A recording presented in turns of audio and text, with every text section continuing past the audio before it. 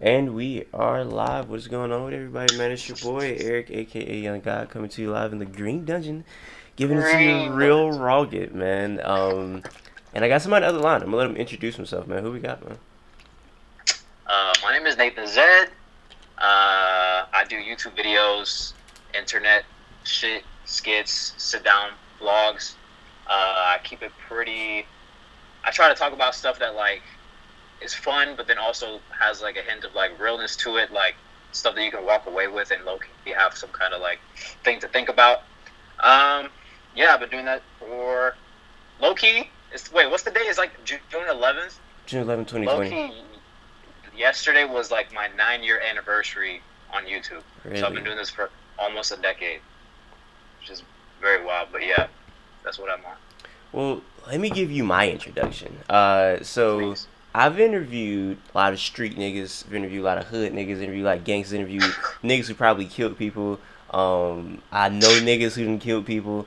Just crazy stuff. And out of all those people, I cannot say that they're more of a real nigga than Nathan Zed.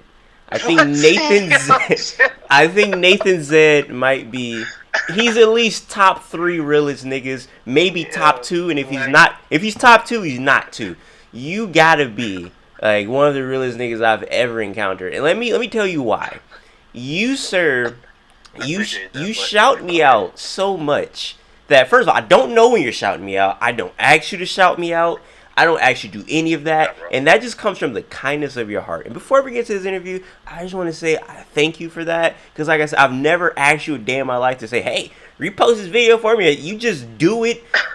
You were doing it before I even knew, before we even knew each other for real. And I Yeah, just want to say I appreciate that, and I thank you a lot for that, sir. It's very nice of you to do of that. course, bro. Bro, it's no problem. It's literally just like I will shout out people that I really fuck. You know what I mean? So I've been watching your channel for a while now. The first time I actually found out about you was from the Cal Chichester intro, where I was like, "That is so funny." I literally played that thing like 30 times, just like the idea that he was like, "Top five dead or alive." Well, nigga died, so he top five dead or alive. Like, I was like, "That's It's so funny. good."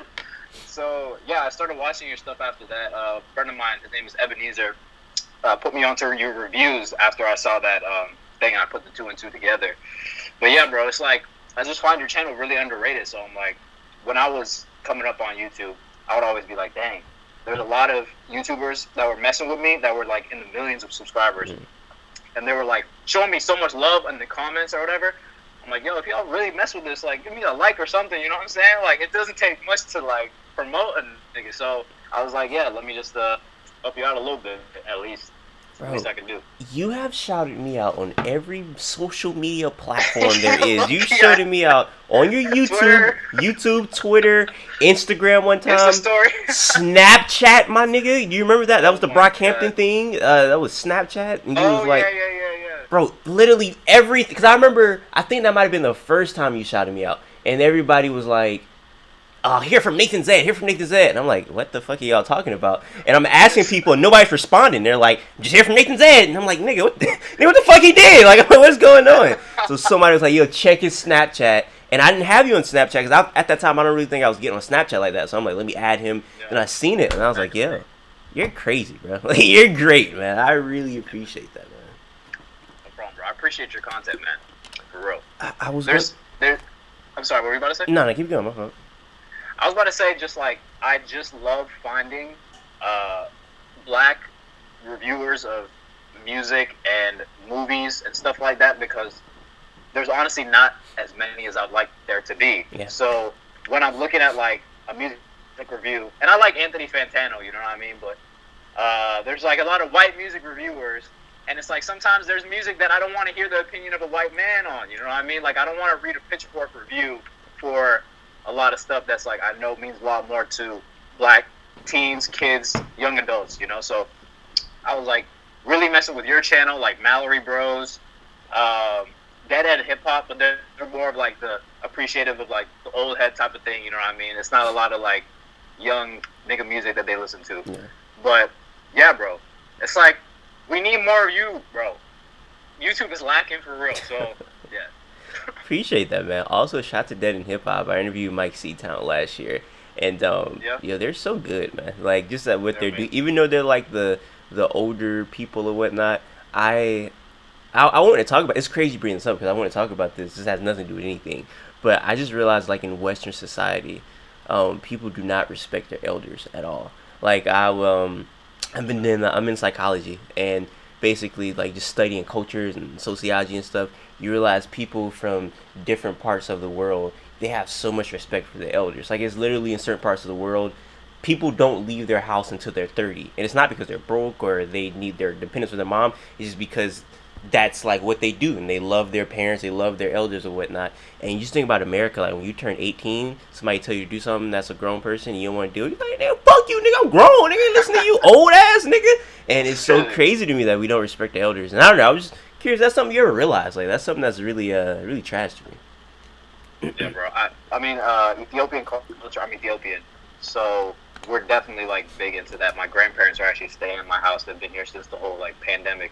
They came from Ethiopia, and they were planning to go back, but there's no traveling whatsoever right now. But it's been nice having like I've been staying. I was supposed to actually move West Coast this year before all this happened, Hmm. but it's not bad. I mean, it's really nice to have my whole family here, like my parents, my sister, and my grandparents all in my house right now. So it's just like you're right. Like the way that my parents will like tell me, because I haven't lived with my grandparents like that much, so there'll be certain things that I do that they're like, no, you're supposed to do this, or like when they come into the room, like you're supposed to like stand up, and like just acknowledge the fact that they come into the room instead of just like doing your own thing, be on your phone, whatever, and say hi and everything. So yeah, I mean, America's not like that really whatsoever. And I feel like if we were like that, like I feel like that goes back to I don't feel like a lot of Americans have any type of like discipline or any type of just like any type of discipline about them, because I feel like to have discipline, like when people are disciplined, that's when things are better in my opinion. And I always talk about it, like the videos you reposted when I was talking about the Black Panthers or whatever. It's a whole bunch of Yeah, militant, disciplined black people all on the same page. But it's so much easier not to be disciplined, bro. Like when I could just like get drunk and eat nasty food and not care about anything, that's so much more yeah. easier than living by a strict set of rules, doing this and being you know what I'm saying, having a schedule, doing, it's so much easier to do that. And I feel like if we came together and like just became like disciplined and respected people, like it'd be a much different place, man. Like, we need to be like the What do you Ethiopians. what do you think? You do not need to be like Ethiopia. Politics over there is not it, bro. But That's funny. what do you think that we would even need to do to get there? Because it's like there's already so much fighting, even just among the black community. And I was just thinking about how there could really never be a leader right now like there was back in the '60s, or like a black party or Black Panther movement that everyone is kind of on board with right now, because everyone's views are so different, whether it's like to be militant or to be peaceful or to you know what I'm saying? Like if somebody was to be a leader right now, I feel like the way that we look at celebrities and how many times people get canceled and get annoyed by how easy it is for somebody to say the wrong thing. And this is not a thing about cancel culture. It's just like I see how many times I get disappointed by a celebrity that's like black, and it's like you know what I'm saying? How do you they low key lose it once they get to the top? Like they lose the mentality that we all have when we're where we are. So I'm just like, what could we possibly do? I don't know. Well, there's a couple reasons why I think having a leader is bad right now. One is the Yeah, cancel culture because, nigga, a lot of our leaders back in the day, very problematic people. Malcolm X definitely was pimping hoes. Like, that nigga was wilding. He was selling dope. He was slapping women. Like, that nigga was going crazy before he changed it it to was Malcolm crazy. X. When he was like a street guy, he was Detroit Red. He was just stereotypical, like whatever you think of when you think of like an Atlanta trap nigga. That was basically Malcolm X at the time. He was living like young Nudie basically, but then he changed his life, found Young Islam. Nudie. Bro, that's what he was, bro. Like Malcolm Yeah, X was no, basically literally. he was Nudie X before he turned to Yeah. Malcolm X, and he found Islam. He found the Nation of Islam, changed his life around. And just think about if that was like a person that would come out today. They'll be like, man, he abused women. He did this. And if he Yeah. came out and said, I changed, I'm a new person. Do you really think Twitter would accept that, or do you think that they would cancel him still?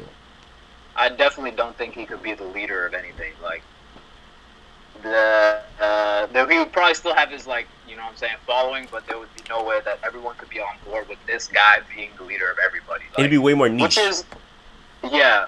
I mean, it's kind of hard to put yourself in the shoes of that person, and like, you know, it's hard to not be what's the word?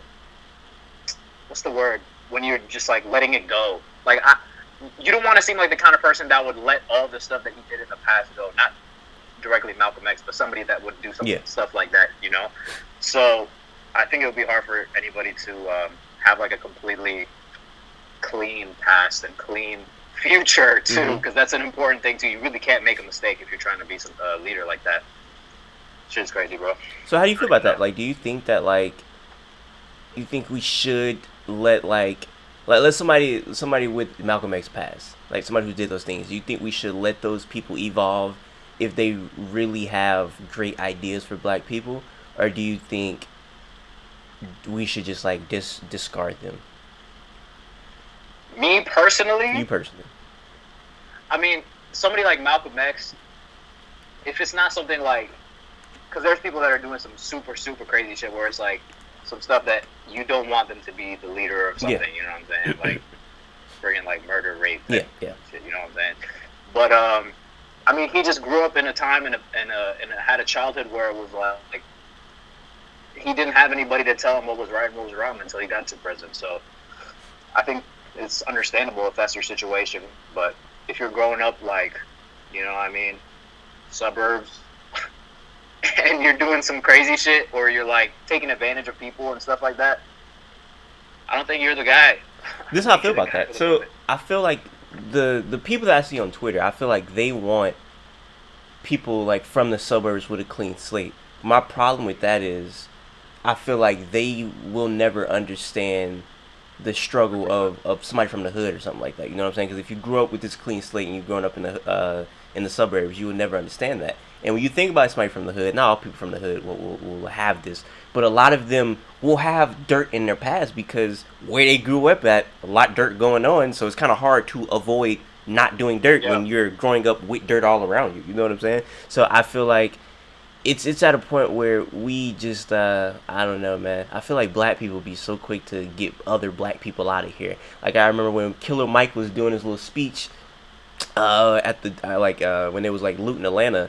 And they was like, man, this nigga a coon. This nigga Killer Mike a coon. It was like a couple months ago, y'all was watching this nigga Netflix show. Y'all was like loving it. I'm like, what are we doing here? So I don't know, man. But I feel like the most important reason we shouldn't have a black leader is because they'll get killed. Like every time we have a black leader, they get killed. So that should never happen again. I feel like there should be. My friend Ken told me that. He was basically saying that he feels like it should be smart people behind the scenes doing stuff, but not like a figure like a Malcolm X or a Martin Luther King or Honorable whoever. You know what I'm saying? You shouldn't have those people at the forefront because they always get killed.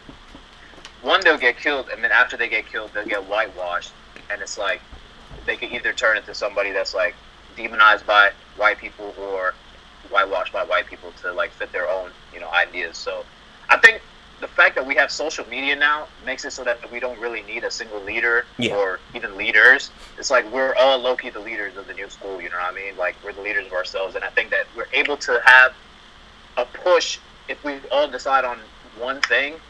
We're able to all push together to make it so that everyone has to listen to us. So if that means like I said in my video that I just posted, like the one about like Black Lives Matter is trending now. I was saying like we could low-key mobilize everybody to do one thing the same way we just posted on Instagram, posting one freaking black square and nothing else. It's like we could do that kind of thing, but like if you have one single idea or like one thing that we all have to do, everybody would be on board, and everybody that's not on board would look at it and feel left out that they're not on board and get on board just to be on board. So it's like we have that power right now, and that's not something that they had before, so they had to have a leader, I think.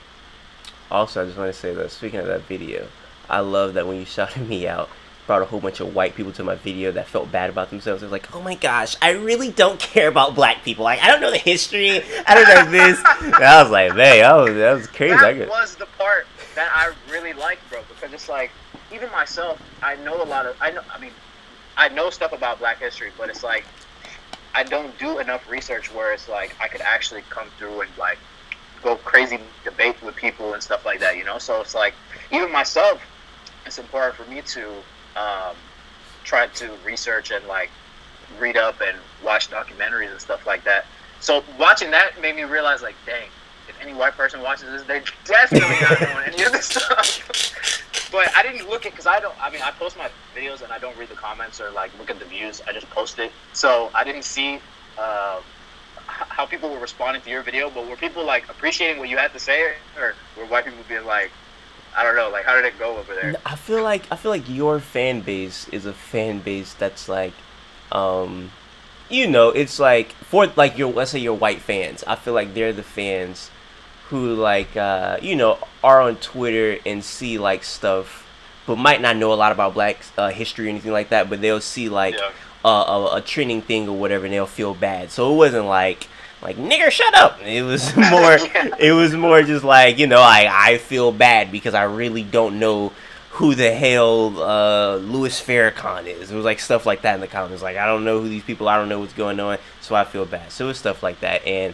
yeah, man, I mean niggas can tell you the whole history of fucking trap music, but can't tell you nothing about shit past 2005 about Black people. So yeah. I feel like that's something that, you know, a lot of people are guilty of. Even I mean, I'm not fucking a professor at a Black HBCU or anything like that, but I think that it's something that I care about. So if it's something you care about, you gotta know what's going on at all times.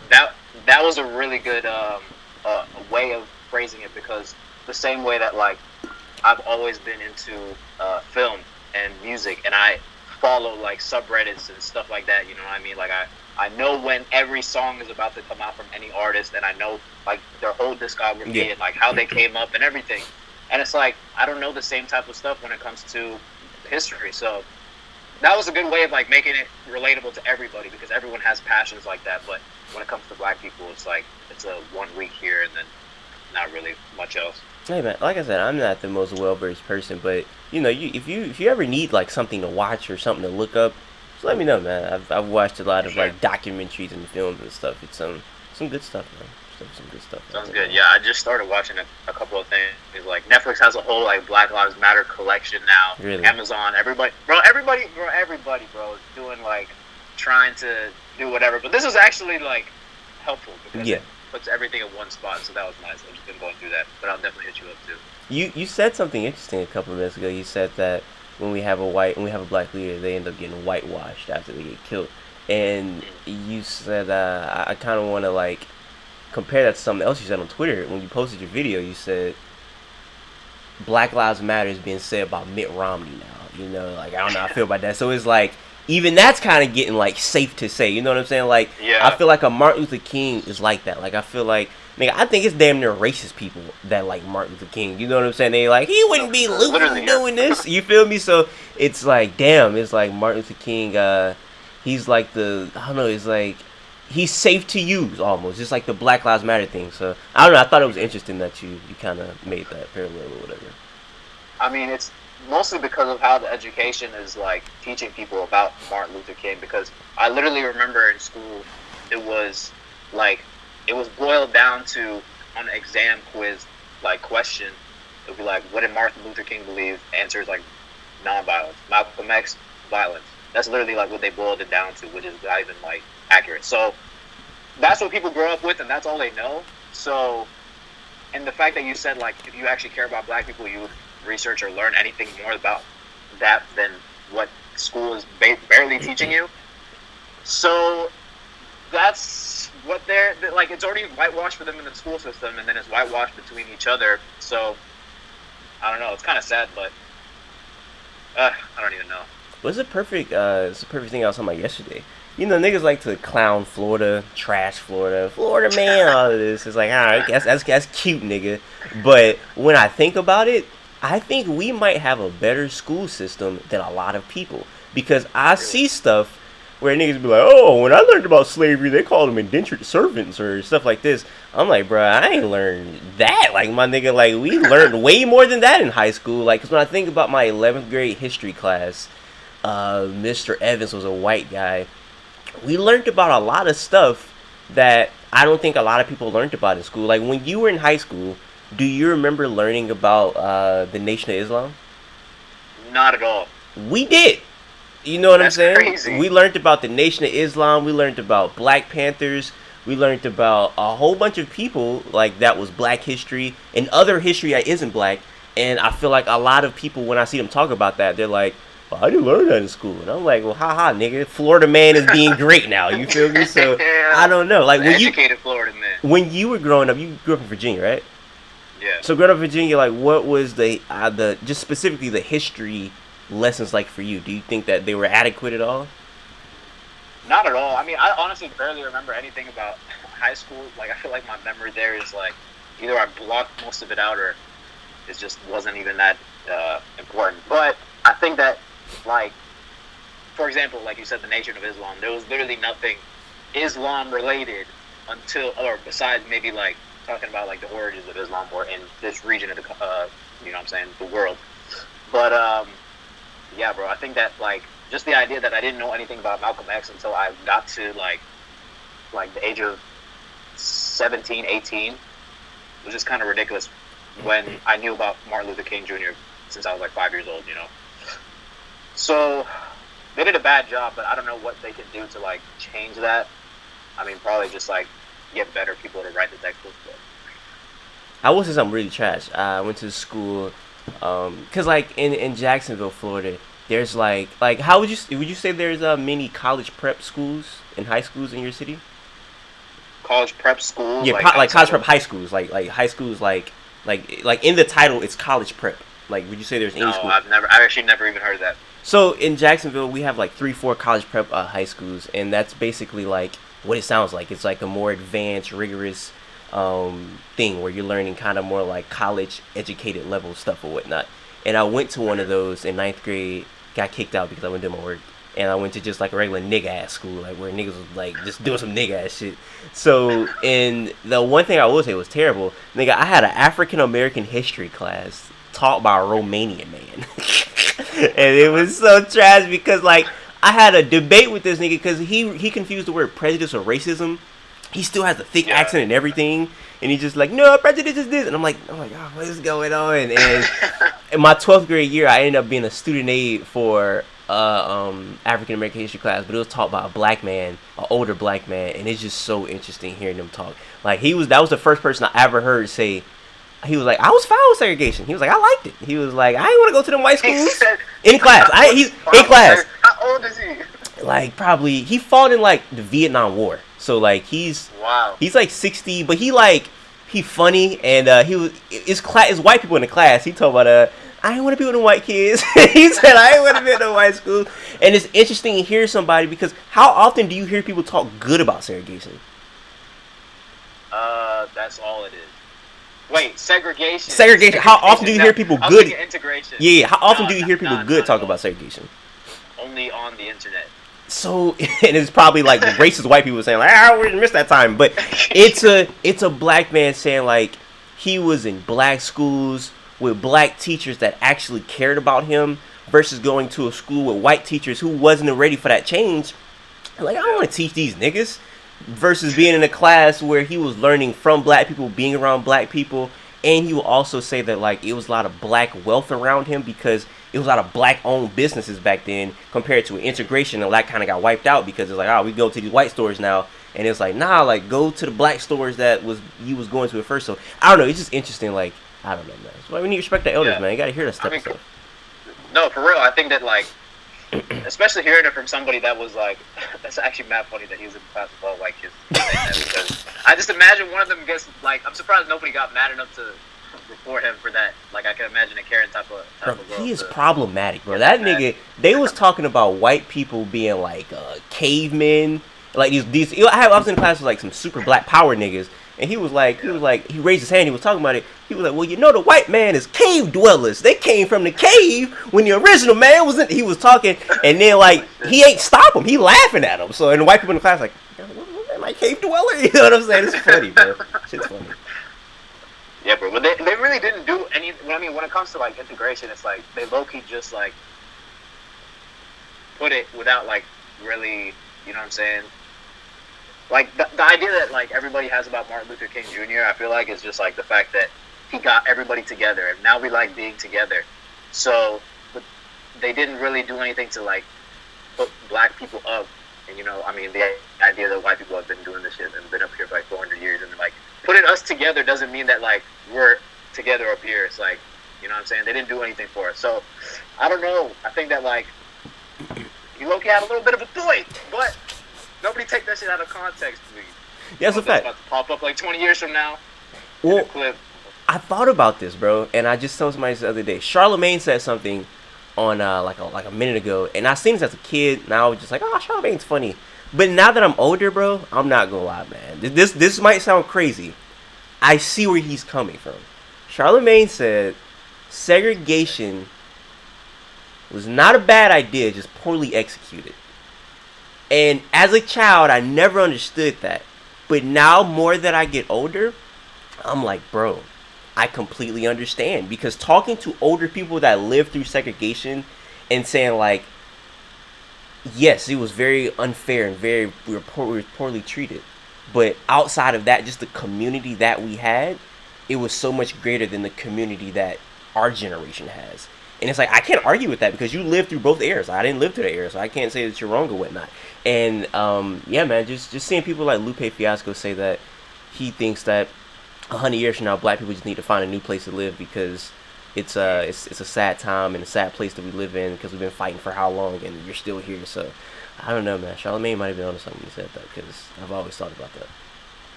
It's just that, like, I mean, back then, it wasn't even just the fact that there was, like, segregated. Because if we just learned about the fact that it was segregated, it would be one thing. But it's like we learned about the fact that, like, it was unequal. They were treated so bad, like, yeah, it wasn't separate or equal. So, yeah, I don't know. We'll see in 100 years, though. I don't know if we're going anywhere. I doubt that we'll actually get our whole people to move anywhere else, but we'll see. Well, hey, man, before we get off of this topic, what do you think is happening? Like, do you think that there's going to be major change? Because I'm usually an optimistic person, but I'm feeling really pessimistic. I feel like similar things happened during when Mike Brown got shot. It was stuff changing. Yeah. Remember they got the body cam thing. It was like, we finally got posted body cams. Now niggas just getting killed on camera at this point. It's like that didn't really change anything. So, do you see major change happening? Because I feel like I don't see it. I mean, I saw a tweet today that was like, it's kind of sad that this is the best time to be a black person in America right now, where now everybody's on board with, everybody says Black Lives Matter now, which is something that, one, has never been, executed in real life, and then two, the statement itself was controversial like 5-6 years ago when it's such a simple statement. So if it took us that long just to get people to say Black Lives Matter, I don't know how long it's going to take for any actual change to happen. If that's how many, I'm saying, how much we have to fucking argue about stuff to get people to understand. But, I mean, people have been dying on camera, like, I mean, it's like the Rodney King thing. I was watching, like, a lot of documentaries about that after, like, Mike Brown and then recently, too. And it's like the way that the jurors were able to, what's the word, justify what they were seeing with their eyes on camera.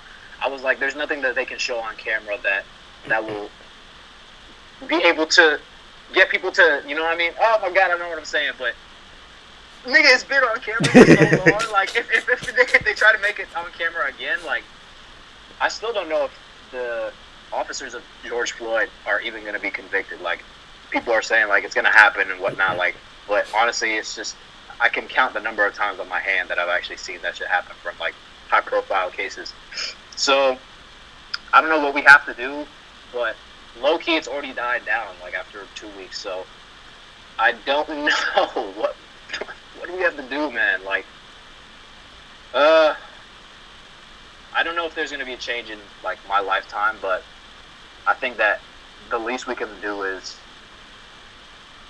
get every cop that has, you know what I mean, been seen on camera to go to jail.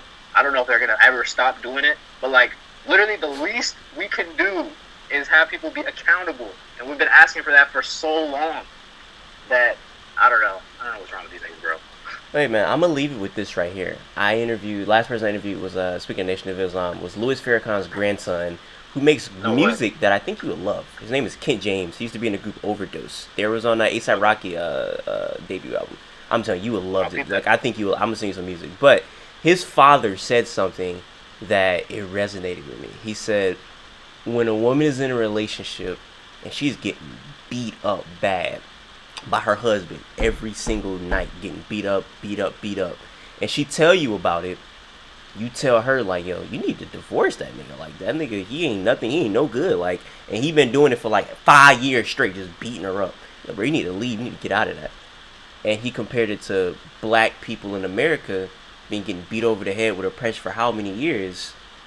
When you think we need a divorce from America, don't you think we need to, like, because I mean, how long are we gonna wait? Because, you know what I'm saying, it's almost like, you know, a girl relationship, she get beat up, she'll be like, I think he gonna change this time around, I think he's gonna be good. How many times are we gonna say that? That's a great analogy. You feel me? So I don't know, when I heard that, I was like, man, that might be the best analogy I ever heard in my life. That was crazy. So I don't know, man, but it's a lot of crazy stuff going on, man. I mean, on top of that, we have coronavirus. It's like, man, it's too much. Like, it's literally too much. How are you dealing with that? I mean, it was good. I remember tweeting, like, in March, I was like, dang, what's crazy is in a couple of weeks, these are going to feel like the good old days. And I was just, and now it's like, it got way worse than I thought it was about to be. I thought it was just going to be coronavirus, but I think that, like, I just got used to that, and then this whole thing happened with police brutality, so it's like, damn, it's really one thing after another. But I'm not gonna lie, like, I'm low-key fine with being in the house for a whole year. Like, I'm not that pressed about, like, going to parties and shit. Like, I was really just trying to work, so I'm fine with that for this year. Even though I was supposed to move to Cali this year with a friend of mine, room together. We'll see. How about you? How's the pandemic lifestyle? I'm an in the house type of nigga, bro. Like, I love being in the house. If I don't have to leave the house, I'm not leaving the house. Like, that's always been my thing. I'm the only child. Thank you. So I'm not being like a person that, like, I'm the only child, so I got to, like, love myself at an early age because it's just me and my mama. So it's like I don't really have anybody else to, like, talk to. So it's like when my mom was asleep or doing something, I gotta entertain myself. So I've just really learned how to do that at an early age. So this is really nothing new to me, and I've literally only left the house, like, really twice, and it was to make one of those little public interviews, which I haven't put out yet. And boy, people, man, since March. Yeah, since March, I really, like, I've like went across the street from my grandmama's house, but, like, leaving the house, being out in, like, a store or open setting, I went to Walmart to do a video, and 2 weeks later I went to the beach to, like, finish that video. And hey, them niggas don't care, bro. I was literally at a beach bar, like, doing a video. It was like a nigga that was working there, and he was like, yeah, let me hop on. I was like, cool. I was like, but I asked him a question, and his, like, the manager or whoever came up, he said, what you doing? He's like, I'm talking about coronavirus. This manager of a bar legit said out his mouth out loud, man, I don't give a fuck about no coronavirus, man. Niggas don't give a fuck about that, man. I was like, wow, you don't give a fuck about coronavirus. Like, you niggas are crazy. So yeah, man, as you will see when I put out that video, it was literally a girl that said she just beat coronavirus. She ain't have no mask or nothing. She was just thugging, and I'm like, yo, y'all niggas is going crazy. So yeah, man, people not taking it serious down here. They taking it serious in Virginia? They're taking it, not anymore. I feel like, bro, Black Lives Matter literally ended coronavirus. Like, and that's the thing, bro. You think that conservatives would be on our side because we ended this shit for them, but still no. Even though they were literally outside protesting the right to be outside, now everybody's outside. But I think that we're gonna see if there's a second spike. That's really where it comes in. If there's no second spike, then I don't see why anybody would take this shit seriously anymore. Yeah, so I think their low key might be. It gotta be a second spike because niggas was outside. I mean, and just seeing that the way people were just like when I went to the beach, people were just like chilling with no mask. Like, nigga, I had to take off my mask to get interviews because when I had the mask on, people looking at me like, what's wrong with him? Like, I was the wrong one. I'm like, bro. So I take off the mask. Not everybody want to do an interview. I'm like, bro, this is a crazy place that we live in. So yeah, man, it's wild out here, man. It is definitely wild out here, and it's so crazy because it's so much going on that I just realized we didn't really talk about you. Like, there's so much going on with you We done talked about everything else, and it's like, my nigga, I'm on the phone with Nathan Zed right now, bro. You are an internet legend. You feel me? You are an internet legend. You could be a double body for Elite Life KD. You Oh are. my god. You've gotten I that got before, it. right? You've gotten that before. I haven't, but I've thought it myself. You But niggas nobody's look, actually said it to you me. niggas look just That's too alike. funny. I Right? think I told him that It when I changed interviewed him my too. head. And y'all niggas look Oh, just. you interviewed him I too? interviewed that nigga. He cool. That nigga's a Uh, legend, bro. you are an internet legend. You are hilarious. You are Thank you, creative. bro. You do. I love like with your videos.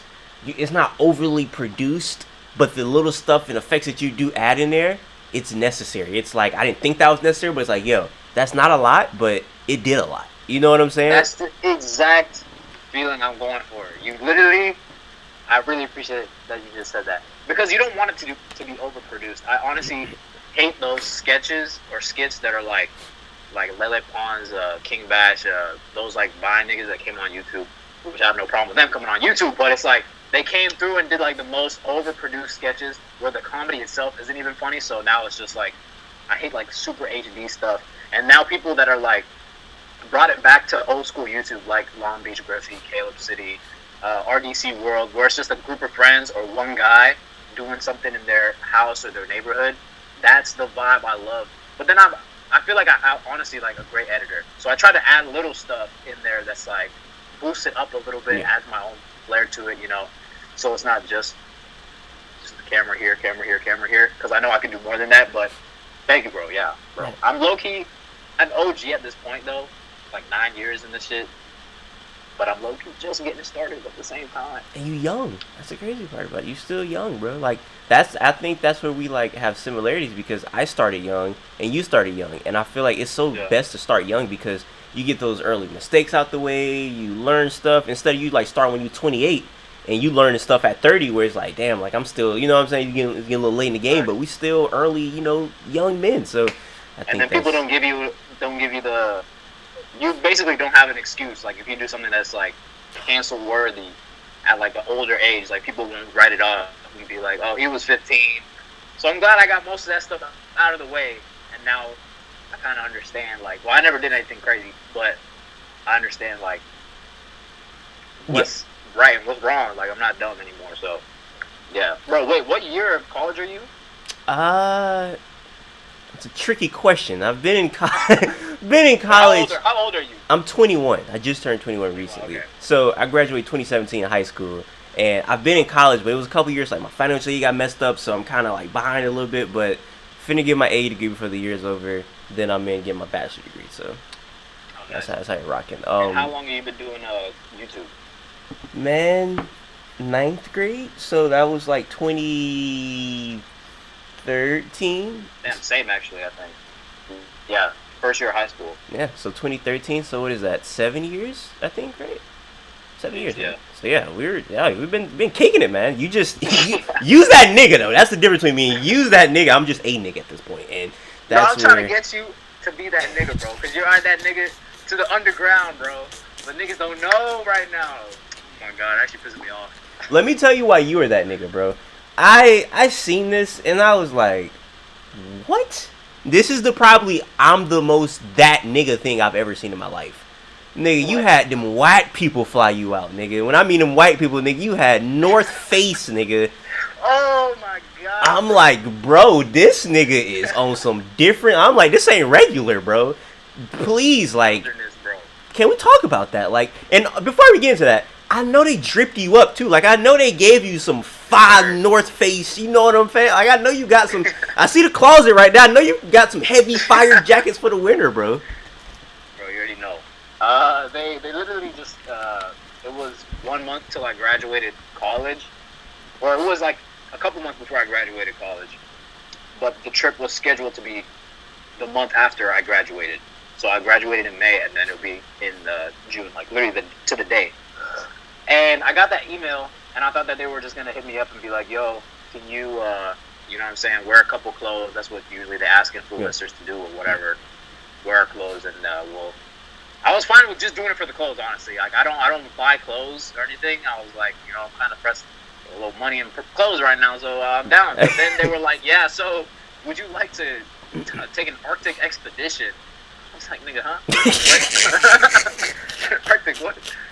But yeah, I've never been camping in my life. I've never really done hiking or anything like that. And I was like, I don't know if this is the move. But then I talked to a friend, and he was like, bro, who gets this type of opportunity? It's crazy. Man, you're actually right.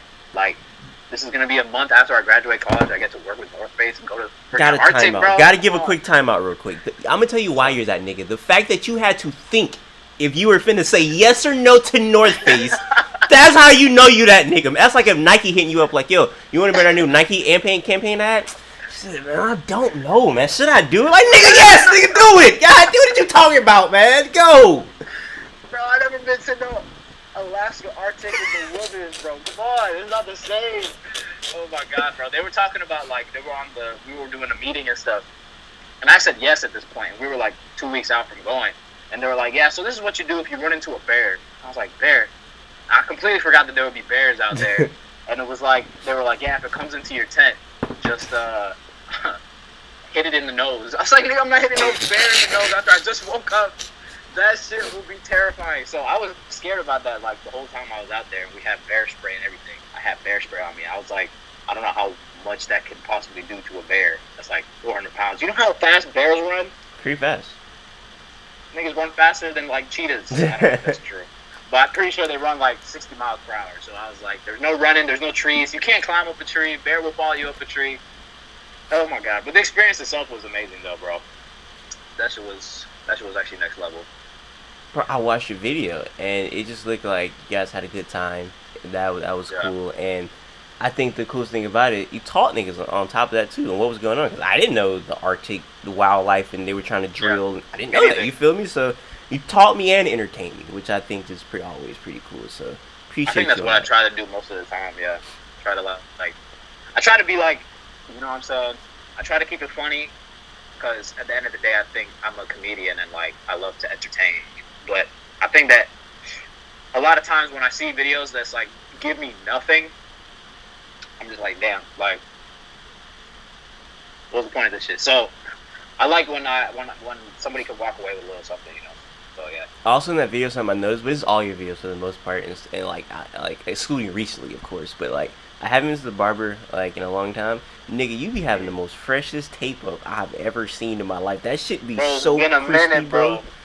I see now you wolfmanning it up, but nigga, usually, bro, you be goddamn. That should be like a nigga put a ruler to your head, bro. That should be so straight, bro. I be like, bro, that's all goes to Javier, bro. That's my guy. That's literally all it is, bro. This shit is $50 now to get a haircut out here, though. So I was like, because they said they literally have on websites. It's like the COVID haircut. That's I guess hilarious. It's like less people coming in, so. I don't know if people got COVID haircut,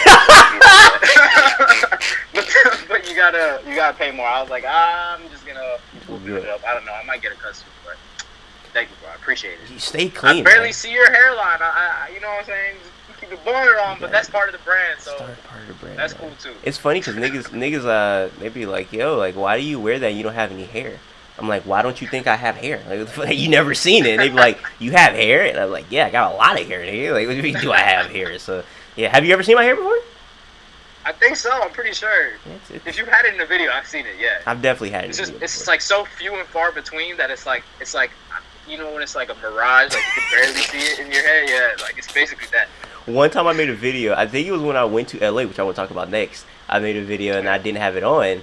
And it was people like legitimately mad. It was like, my nigga, that's your brand. What are you doing? Like, put it back on. I was like, oh, I'm sorry, bro. It was like, so I'm like, I'm never taking this shit off. Like, niggas was getting mad at me. You gotta wear it on the plane and everything. Oh my god. I can't break character. So, going to LA, man, I want to talk about that because I know you want to move out there. LA, hey man, hate it. I hated LA. Really? Man. I hate it. It is so. What did you hate about it? It is so fake out there, and coming from a place like Jacksonville, where like it's pretty much just everybody's upfront and blunt, and going to LA, everything just felt like a movie almost. You know what I'm saying? Like everybody was just so fake and just nobody was really being themselves. And when I did like my little public interviews out there, talking to some of the people, I was like, this isn't good because when I'm in Jacksonville, when I'm in Jacksonville, they give me some real raw like They say that shit they Yeah. shouldn't even be saying. Like, they talking like in 1992, they using words that been banned. Like, bro, they should not be saying this. Bro, I'm like, my nigga, Yeah. this is amazing. When I go to LA, it's like everybody's like, oh, it felt like everybody was Everyone's very media careful. trained. You know what I'm saying? I was Yeah. like, I don't like this. So I don't know. You've been to LA before. How you like it?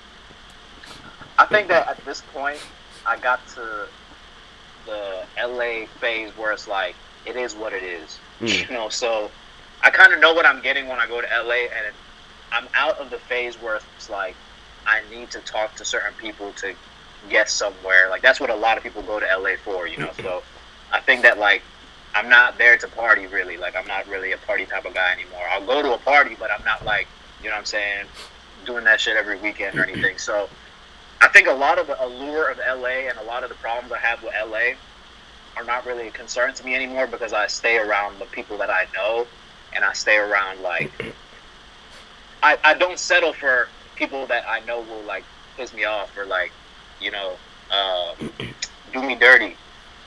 So if I went to, this is the thing I think about a lot, is if I went to LA instead of going to college, like a lot of friends I have, and it worked out good for them, and I was always thinking when I was in college, I was like, damn, should I even be here? Like, I could really be out there. Yeah. But if I went out there straight out of high school, I would have got eaten alive, bro. Especially the way I was, like, turning up in, like, freshman and sophomore year of college. If I was doing that in LA, where I was trying to talk to people that are in the same, like, career as me, it would have been a bad look.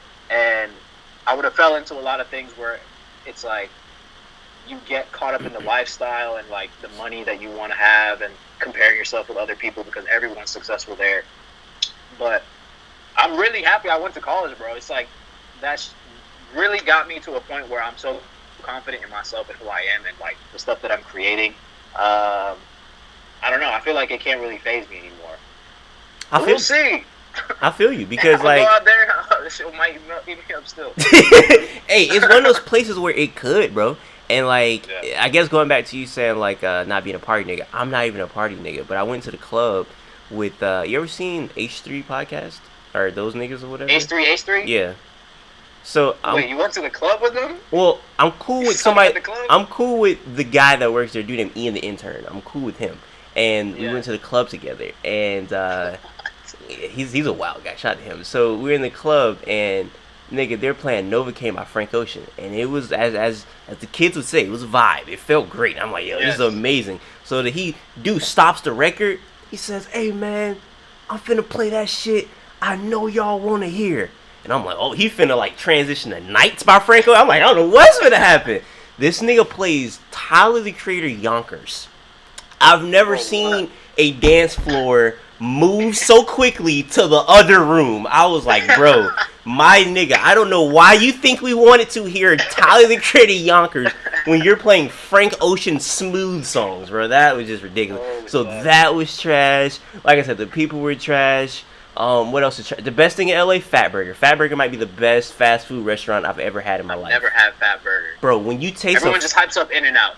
I've never had it. Nice. I heard that's like the white people Fat Burger. I heard Fat Burger really is where it's at. Nigga, when you taste a Fat Burger, you legit just want to eat more, bro. It's like, bro, if this shit gonna give me diabetes, so be it, bro. This shit is amazing. That was great. Fat Burger, I gotta try that. Amazing. And outside of that, man, like, I was invited to, like, a porn pool party. That was pretty interesting. I didn't go, but I saw my friends when I stayed at the house. I was like, that's weird. And the footage they brought back, whew, it was girls getting smashed there, getting meat sucked off. It's really wild. That's too stuff. much, bro. So, LA's That's the type of stuff wild. That's LA. That's LA for you. Exactly. But it's like, that's the type of stuff that if I was a young kid and I was coming into that, it's like, I'd be like, that's the stuff I would want to be caught up in. But now I'm looking at, I'm like, bro, what's wrong with y'all? Like, what is going on right now? Like, this is really what we're doing? So, yeah, bro. The one thing, bro, even the parties in LA are whack because it's like nobody wants to dance. Everyone's too cool there to, like, do anything. They're all standing around while the music plays, bro. This shit is ass. So, like, even DC is more fun. So, I don't know what's up with people there. But I'm going there just because I have friends that are out there. That's, like, the place to be if you really want to do this thing that I'm trying to do, which is, like, be in entertainment.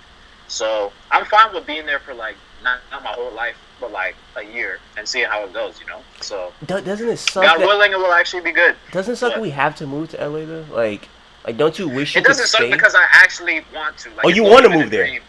I definitely want to move there. Like, I'm excited. Like, I mean, every time that I've been there, I've actually had like a good Hmm. experience. It's just like I know that if I was living there back then when I was like younger, it would have been bad because I wouldn't have known what to do. But whenever I go there for a couple of weeks at a time, like I actually have a great time. So I know that being there and like having the weather, bro, the weather's just too nice, bro. It's like I can't have a bad time in that weather, to be honest. And then also the fact that like the person that I'm about to be rooming with is like one of my best friends now. His name is Main Yusuf. I've put him in a couple of my videos, like my skits. And this man is one of the most like genius YouTubers I've ever seen, bro. Hmm. Like, or genius people I've ever seen because, I mean, we became friends like a couple of years ago. We found out we're both Ethiopian. We both had the same birthday. And this is like the first time we ever met each other, and we became best friends that day. Like, we literally just started hanging out that day. And for me to like move there with him, I feel like a lot more confident now because if I was going out there and it's like somebody that I feel like I just have to be there with this person to, you know what I mean? Like, Yeah. I need somebody that I'm really like close with and like both of us have the same relationship with God. Like, you know what I'm saying? Same like ideals and same ideas for where to go. And now I'm like confident about going. But if I was going by myself, I'd be like kind of scared about it, to be honest. Something interesting that you said. You mentioned God, and I see you have your cross on, and you mentioned God in videos a lot of times. And I'm very curious of like the relationship with like God and like I know like a lot of Africans are really like heavily faith, heavily faith based or whatever. And I'm pretty sure that plays into your faith being like growing up in a household where probably that's really prevalent. Um, Yeah. like how does that how does that work when you get older? Because a lot of people they believe in God when they're younger, then they get older and they're like, I don't believe in God anymore. That's where it's like the I don't have any uh I forget the words that I use, but it's easy to live. It's easy to not believe in God because it's like I gotta Yeah. do this, I gotta do that. But if I don't believe in God, I could just live free and wild out instead of like I believe in Yeah. God and I gotta live by these like set of rules that I believe in and that I think that I should be living by for Him. So as you got older, did you ever have that like, should I be doing this or is your faith always strong? I think that first of all, I don't be cursing online that much because of like where I stand with my religion Oh, and that's just so, like the hold on. idea. That's so great, bro. I want to give you a Bro, I hug for don't. that. That's so cool to me. That's so cool. But I was about to say because I've low key been cursing a couple times a year just in case anybody's watching. It's just like it's hard for me to do it off the cuff. But if I have the chance to actually write a video, it's like I'm gonna try to keep it clean. But I mean the reason is and I grew up in a Christian household, so this is how a lot of stories are. I feel like you grow up in that kind of household, and you have that religion when you're a kid, and then once you start getting older, especially when I went to college, I was like, okay, who's gonna force me to go to church now? Like I'm by myself, you know what I mean? Like before, I feel like my parents were the ones that were really getting me to go to church, Yeah. and by the time I got to like senior year of high school, I was not even going. Like I was like sleeping in so that they could go, and then I wouldn't want to go. So I got to like freshman year of college, and I was trying to figure out my own life, and I basically was at the point where I was like, all right, I don't need God. And honestly, bro, in college, he really showed himself to me, and I didn't have to like search for him too many times. Like, it's hard to explain, but I really got to the point where I realized that, like, you said, like, life is low-key easy without religion or anything like that. Low-key, it's a lot more stressful without God. Like, it's way, I think life is 100 times easier when you have God on your side, and all the things that are in the Bible that, or whatever religious thing that you read, Islam or whatnot, when you look at it as like rules that you have to follow by, or you like go to hell or whatever, people don't like that because it makes it feel like your life is like rigid and Yeah. whatnot. But a lot of times, the things that I'm reading in the Bible that I've realized is like those things are actually trying to help you because it's not saying do this or it will be bad. It's like it will low key, your life will low key be better if you don't like, you know what I mean? I don't know. It's But like this. It's like when I said that, I think I mean it like a lot of people who live their life don't believe in a God. I think that they believe like life is like great, but when they end up finding yeah, God, I feel like I see a lot of those people be like, when I was like godless, I thought I was living cool, but like then I found God and I'm like, yo, this is like a much better experience. So it's like they didn't know what they was Exactly. missing until they actually had Exactly. Yes. Thank you. Articulated it for me. That's what it is, man. Like, I was just really. I mean, I'm still stressed out and stuff like that, but before I was really like struggling, and I don't know. It's just when I wake up and I know that like God has a plan and like I'm just on the ride for like I'm just like let me just enjoy the journey instead of trying to figure out like every little thing that I have to do. Just like God, you have it under control, and I know that you're gonna do this for me in like a positive way. I don't really see it right now sometimes, and it could be negative right now, but at the end of the day, like it'll probably like turn into something okay.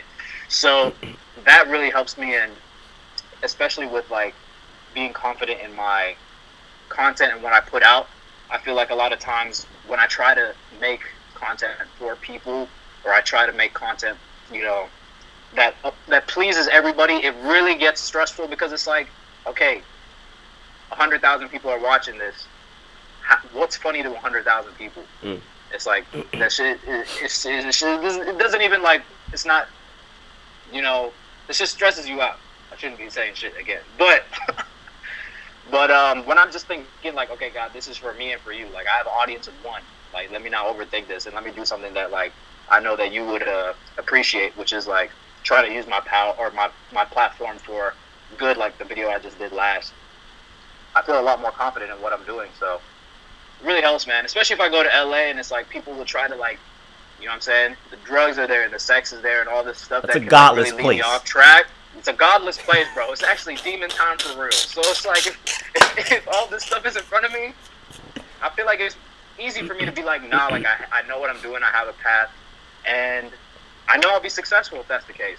When other times, bro, you know how, bro, there's so many artists that, what's the Weeknd song? This man literally just made a song called Escape from LA after so many years of him being like, I gotta go to LA, leave Toronto, and be big. He became a superstar, and now he has a song called Escape from LA, and he's talking about how bad it was for him. And it could be wilding though, but it's the same idea. Like, I'll probably be on the same stuff if I didn't have the guy to really like kind of put me on the right path, you know. So yeah, bro. I ain't gonna say names, but I seen a famous nigga in LA clown a nigga for believing in God.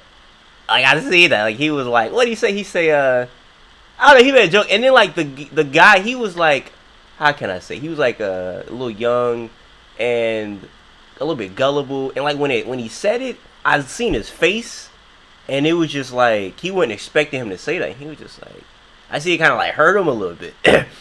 So I was just like, hey man, I'll let this weirdo fucking you know what I'm saying, belittle you and make you think you can't believe in God, bro. I was like, do you, man? And he was like, it's okay, man.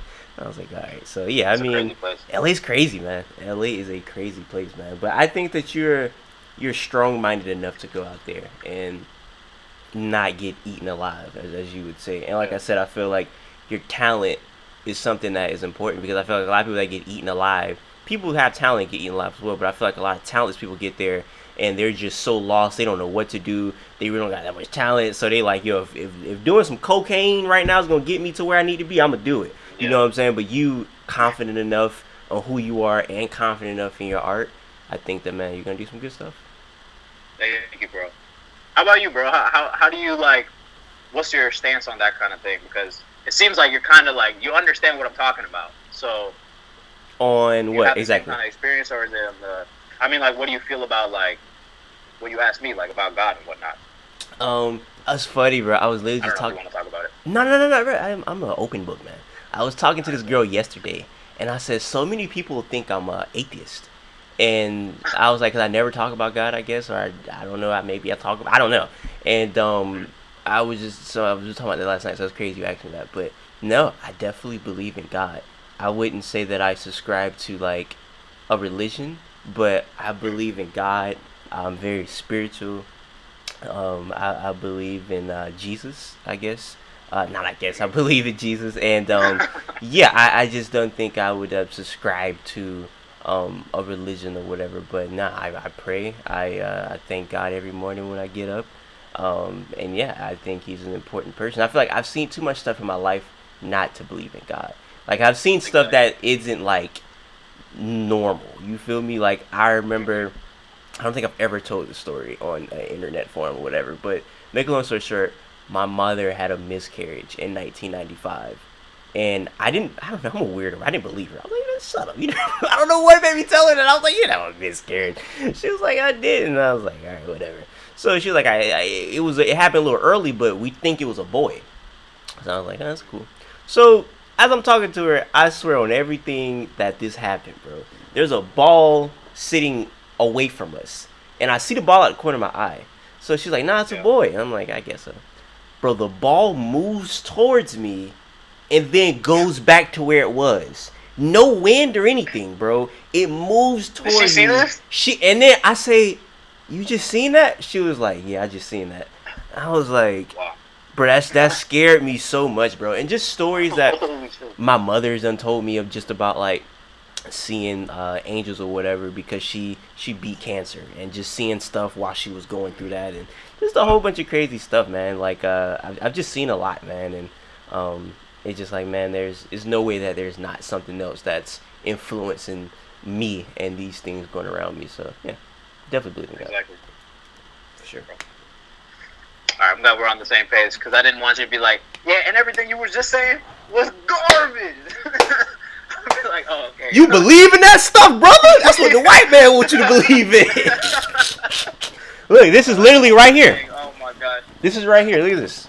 You got the Bible right there.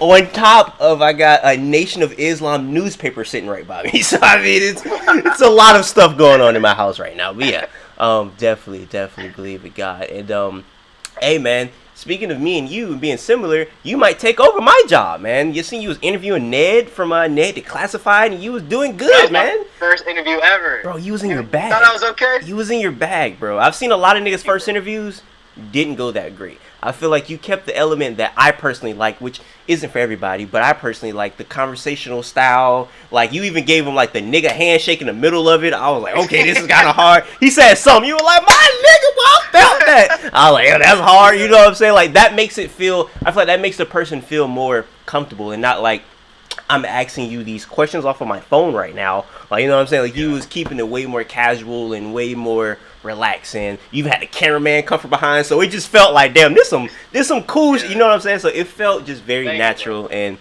round of applause, man. That was really good stuff, man. That was really good stuff, bro. I wanted to ask you, how did you even like get into interviewing? Because it's a very interesting thing to like appreciate.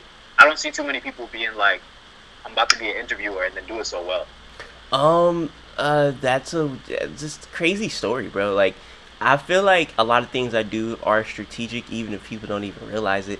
But like, make a long story short, this rapper named Rob Banks. He's a Florida rapper, big fan of Rob Banks, and he came to Jacksonville, and I had this free Gucci shirt because Gucci Mane was locked up, and that my friend made, and it literally says free, and it's like an animated picture of Gucci, and it says Gucci underneath the picture. So I'm like, I'm gonna wear this shirt because I feel like somebody's gonna see it and think it's cool.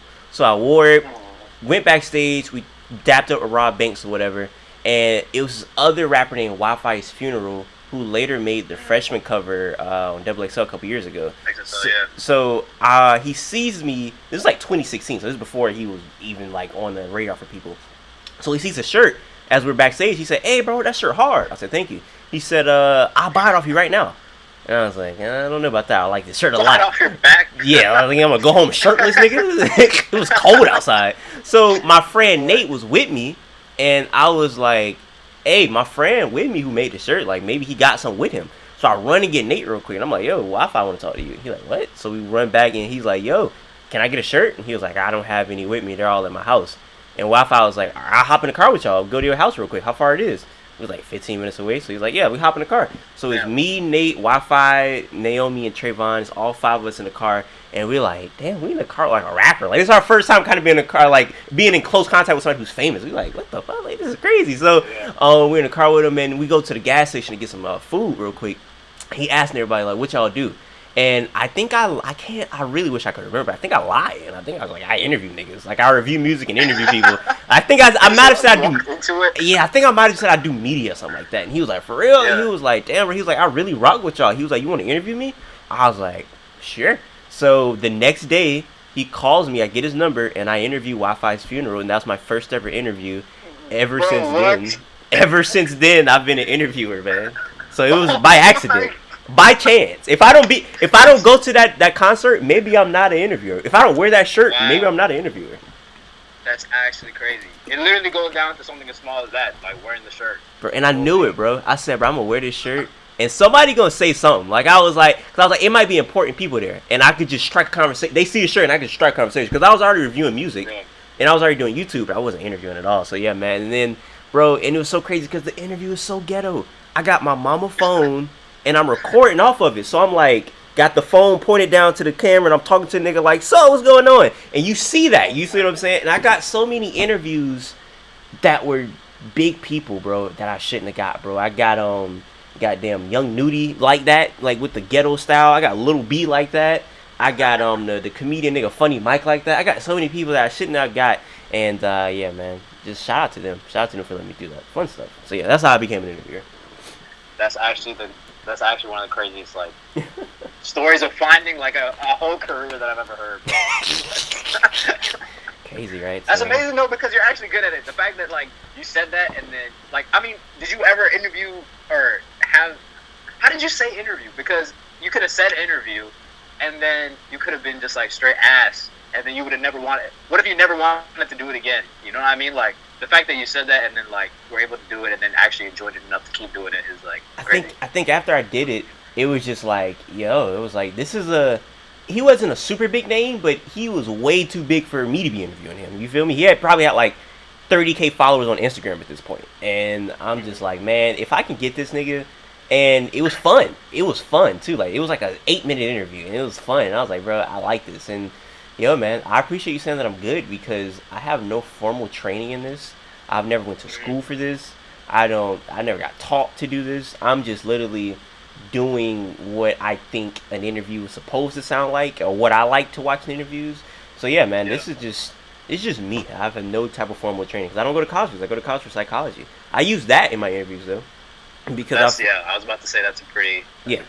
I use that. Melding, yeah, because I like understand the mind. I understand people. You know what I'm saying? Understand certain stuff. I might understand stuff about Ethiopian culture, because in psychology you have to learn about different cultures a lot. So like I know some stuff about like Eritrean people or Ethiopian people in East Africa and just in general, because I'm in psychology and I have to learn about the type of stuff. So it works. So that's dope, bro.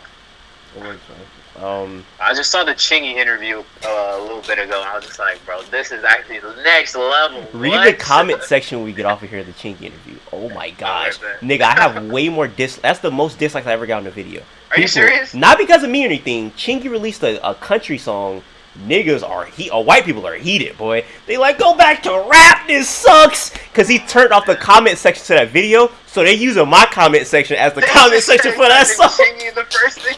Somebody literally commented, he turned off the comment section, so I'm going to use this video as the comment section and just start snapping on them. Too funny. Wow. So yeah, man. That's another level of hate. Niggas found the video. This nigga's not even... Chingy's not even the owner of this channel. Who's about to get this work? That is hilarious. But hey man, I don't want to keep it for too long. Anything else you got to say, man? I appreciate you asking me questions. I love a conversation feel. So if you got any more questions, you got anything you want to say to the people, just let it be known, man. Dang, I don't know. I'll just say appreciate this man right here. He's giving you music reviews. He's giving you interviews with legends. You know what I'm saying? We need to appreciate this man while he's around, you know what I'm saying? Get him to more subscribers. And then, you know what I'm saying? If you're over here, you don't know who I am, come over here. Who knows, bro? You might enjoy it a little bit over here, too. Bro, I want to do music reviews so bad, bro. Do it. I want to do, like, it has to be probably for, like, I wish I did, like, a weekend music review or something like that, where it's, like, more high profile, where it's, like, my followers probably would know about who that person is, too, you know? Also, shout out to you, bro. You made me go viral on Twitter with The Weeknd. Remember that? That was crazy. Oh, shit, yeah. That, My Dear Melancholy. I don't think I ever talked about this, but my nigga, you indirectly put me in touch. I told you this, but I don't think I ever explained it to you. You remember I told you indirectly put me in touch with P. Diddy? Oh, yeah, you told me, but you didn't tell me how. Like, what the heck was that? What? I don't even know if I should be talking about this. Was it his son or something? I don't even know if I should be talking about this, but whatever. Revolt basically DM'd me. Our niggas from Revolt DM'd me and was like, yo, what's your number? And I was like, is this the real? I was like, all right, give him my number. So I give him my number and they called me and they were just like, yo, we seen your videos going crazy on the socials. There's no way they're talking about YouTube video because my YouTube numbers weren't going crazy or anything. So they had to be talking about that because they called like the same week you did that. So they was like, just be straight with you, Eric. We were in the meeting with P Diddy. Loved your video. He wants you on the team. He saw it. Oh my god. Because of you. That's crazy. Because, bro. Wow. That's why, bro. I love you. I don't know you, bro. I don't know you like that, but I love you, bro. Because I love you too, bro. You feel like you don't have to do that, bro. You didn't have to shout me out, bro. You didn't have to do any of that. And just from the bottom of your heart for you to do that, bro. Like, you helped me out. And you didn't even know that. You know what I'm saying? Because it was like they hit you up. Like, who is this guy? They hit me up. You feel me? So yeah. I appreciate it. You will forever be appreciated by me for just doing stuff like that, bro. I really do. And then the fact that you're a talented person yourself. And I know that, like, you wouldn't rock with somebody that you think is untalented. Because I know you got a good eye because you got good content. You feel me? So that just, you know, like, just to be appreciated by, like, my peers, I guess you would say. I appreciate it. I think that's, no, of course, bro. I think that's one thing that, like, I've come to appreciate about being a channel that's taken, like, a long time to get to a certain place. Like, I've been in this shit for 9 years. I'm still not at 1 million subscribers, which is cool. Like, I'm going to get to 1 million subscribers. But for somebody that, it's different between that and somebody that blows up in, like, one day. Yeah. You know? Because now it's like I know what it's like to grind. I know what it's like to make a lot of videos for a long time. And I appreciate when I see somebody that's doing the same thing. So I'm like, bro, we all got to come up together. When it comes to another person that has like 10 million subscribers in 2 weeks, it's like, niggas forget. They don't know how to do anything. It's too overwhelming, so they don't worry about nobody else. But it's like, hey, bro, I appreciate what you do, man. And I want you to keep doing it. So I want more people to see it. Well, hey, man, for everybody watching, I appreciate you guys. I'm going to let this whole thing run unedited because I feel like Nathan Zed fans, they want more Nathan Zed material. You know what I'm saying? So you got an hour-long plus interview from this guy. So, hey. Crazy. Hey, I feel like you only got to make a video for the rest of the year, to be honest with you. Like, this is so much material right here, bro. You feel me? I'm about to go on vacation. So, hey, man, for everybody watching right now, I appreciate you guys. Until next time, I say what I mean what I say. Haters are going to hate, players are going to play, and you guys holla at your boy.